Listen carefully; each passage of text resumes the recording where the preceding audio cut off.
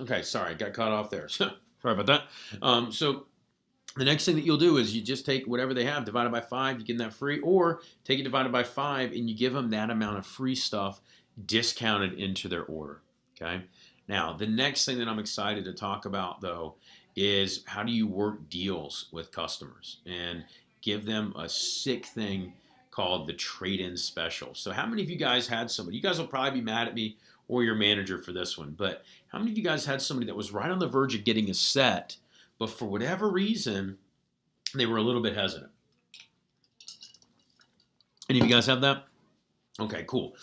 So, what if I told you that if they really liked that homemaker set and they loved it, but it was a little bit out of their price range, you could actually save them $250 onto their set? You think they would have been more interested in that?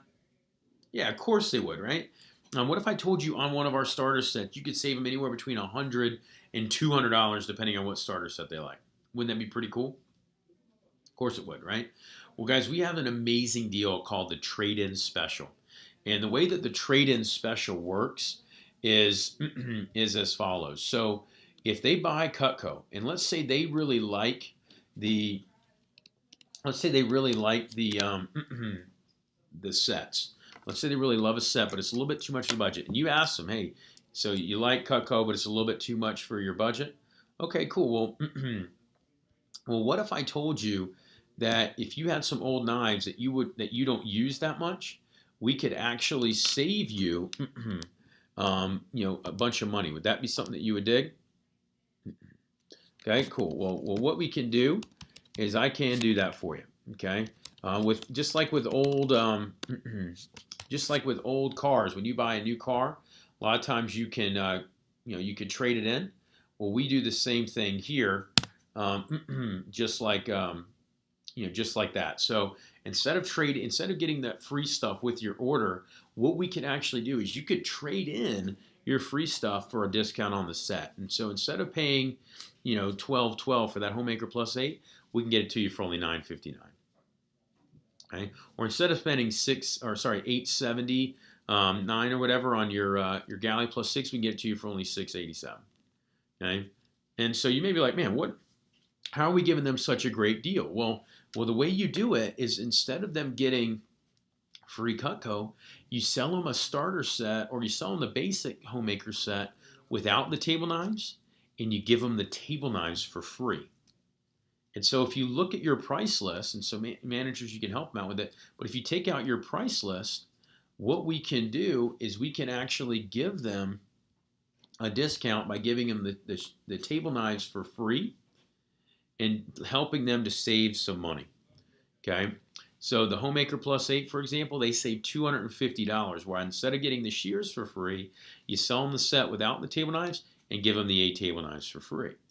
Now again, you're not going to make quite as much money as if you sold a homemaker plus 8 and gave them a bunch of free stuff, but for those clients that really are on the fence and aren't able to afford it, saving them this money could be the difference between them just getting a couple of pieces versus getting a set.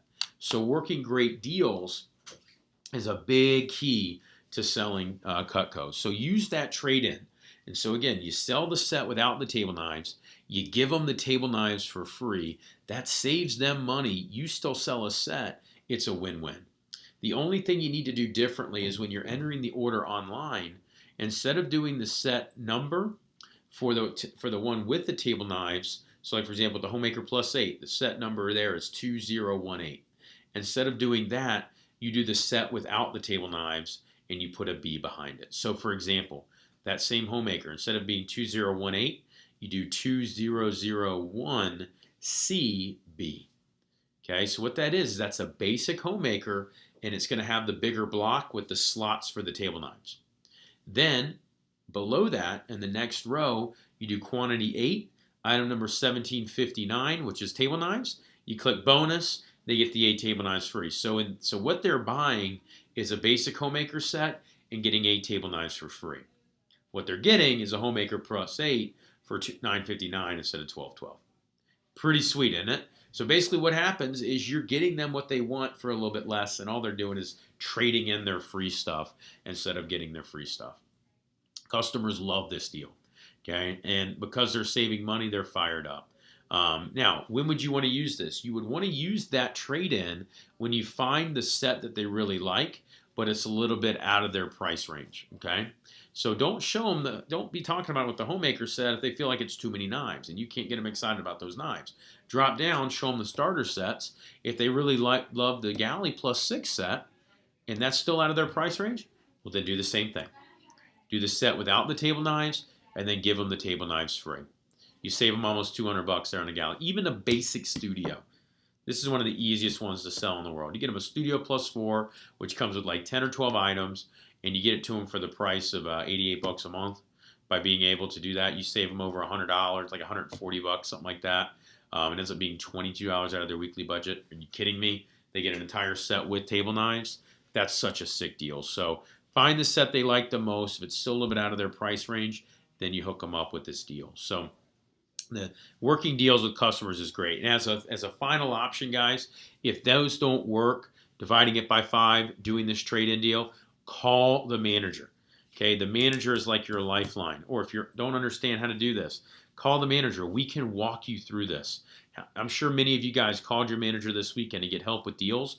This is what we do all day, every day. If you call in, we can help you out. If you don't call in, you can't. You may miss out on an order. For example, we had multiple orders that will happen when representatives feel like they can't make a sale. They drop all the way down to the 5-piece. The customer's like, I'm not buying anything. But by calling in saying, hey, let me just check in with my manager and just give them an update. What are your 5 favorite you'll use the most?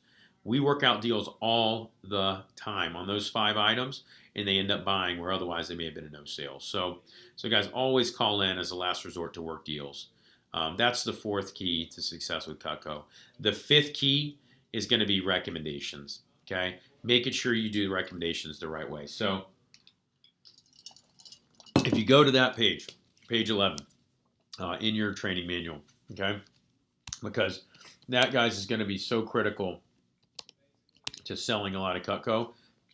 So go through and go to page 11. And if you go to page 11, okay, the biggest keys I can give you, if you don't do this the right way, what's going to end up happening is at the end, they're going to be uncomfortable giving you recommendations. You got to be so confident, okay, when you're asking this. Because, guys, it's not that big a deal. How much does it cost customers to give you recommendations? Yeah, absolutely nothing. It's free. Okay, so because it's free, you should have no problem asking, for them to get recommendations. So the big key is, number 1, asking like it's no big deal. Okay, asking like it's no big deal. Number 2, sometimes it's natural during the end for customers to say things like, well, I like Cutco, but, I love it. I love my stuff. But when it comes to recommendations, I can't really think of anybody. Or I don't know anybody. Well, guys, keep in mind, they all know people. They just are trying to think of people they think are going to buy. And so because of that, it's important to make sure you don't have them worried about people they think are going to buy. Instead, you just want them to go for people that will take a look. And so how do you do that? Well, the way that you do that is you simply stress lookers, not buyers. So one of the phrases that I like to use is if they say at the end, I can't think of anybody, okay? What I like to do is simply say this, Ms. Jones, no problem. A lot of people have a tough time until they use their address book or cell phone. I could show it to anybody that works and eats. So saying that phrase, Ms. Jones, no problem. A lot of people have a tough time until they use their address book or cell phone. I could show it to anybody that works and eats. Because think about it, who works and who eats? Exactly, everybody. And if they don't work and they don't eat, then you don't want to be showing them Cutco anyway. Okay? So really stress that. Showing it to people that are going to look, not buy. Okay? Because you think they really know for sure who's going to buy? Of course not. They probably didn't think they were going to buy. And how many of you guys made an order with somebody that told you over the phone they weren't going to sell? Yeah, I know I had some my first weekend. And so instead, focus on people that will look, not buy. Don't have them thinking about people they think are going to buy. So again, no problem, Ms. Jones. A lot of people have a tough time until they use their address book or cell phones. I can show it to anybody that works and eats. Okay? So that's the big key. That usually eliminates a lot of it. Using thought joggers helps too. So saying things like, Ms. Jones, who do you know that? And then just throw out different groups. The big ones I used to use when I was a representative is Miss Jones, who do you know that cooks? Okay, okay, cool. Miss Jones, who do you know that has kids? Miss Jones, who do you know that's a doctor, lawyer, engineer? Another one that I used to ask, Miss Jones, who do you know that if they wanted to could get Cutco? The third key, or the third one, right? That I would ask is, Miss Jones, who do you know that if they wanted to could get like the whole book? That's fun. Or here's another thing to ask for. Miss Jones, who do you know that lives in? And then give areas of town that you'd like to do appointments in. See, sometimes people write down like 5 or 6, and they won't quite be at a sponsor. And so that's when you throw out these, who do you know that? Miss Jones, who do you know that lives in Chateau Alana? Who do you know that lives in Country Club of the South? Miss Jones, who do you know that lives in Buckhead? And when you say those phrases, who do you know that lives in? And you start throwing out different neighborhoods or areas of town that you'd like to do appointments, a lot of times it triggers a thought for them, like, oh, such and such, and they'll give you more. Okay, so using thought joggers helps you out a ton. Another key to getting recommendations is going to be to make sure you stress the sponsorship. Okay, and so what we're going to allow you to do is anybody that you saw this weekend, even if they didn't give you 10, just so that you've got a bunch of sponsors, we're going to let you count them as a sponsor for you. So on page 10, on your sponsorship form, go ahead and write down anybody that you did an appointment with so far. We're going to let you count them as a sponsor for your sponsorship. And as a reminder, once you get to 50 people that give you 10, you get any piece of Cutco that you want from your manager. So yeah, that means if you want a K-bar or you want a cleaver from your manager, boom. So anybody you've seen so far, we're going to let you count just so that way it helps you.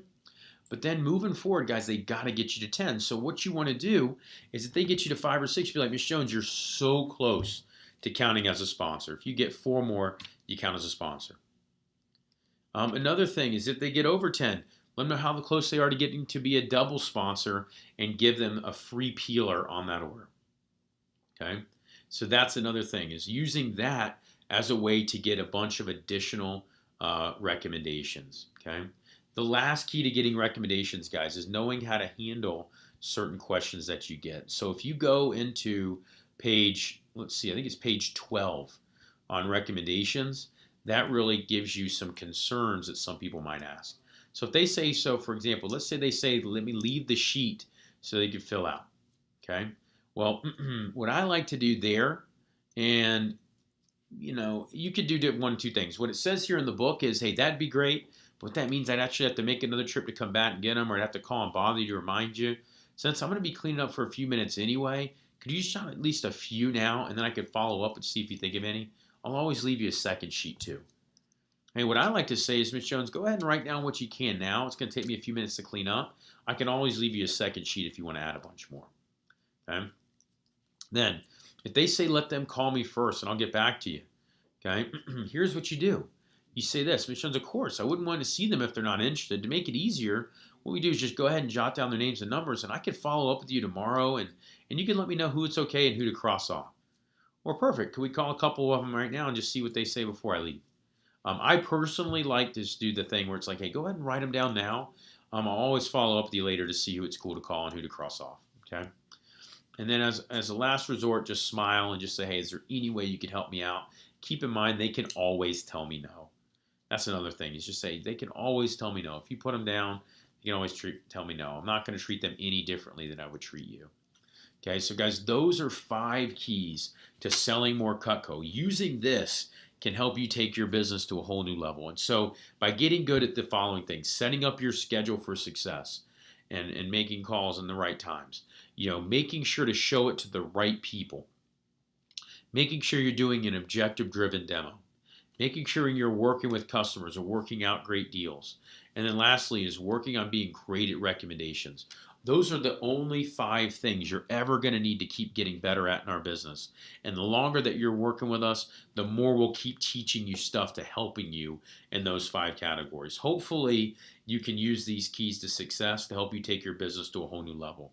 And as I said, in future events and events like SLDMs and conferences and divisional meetings, we're going to dig into more of these topics. So, guys, use this to take your business to a whole new level. Thanks.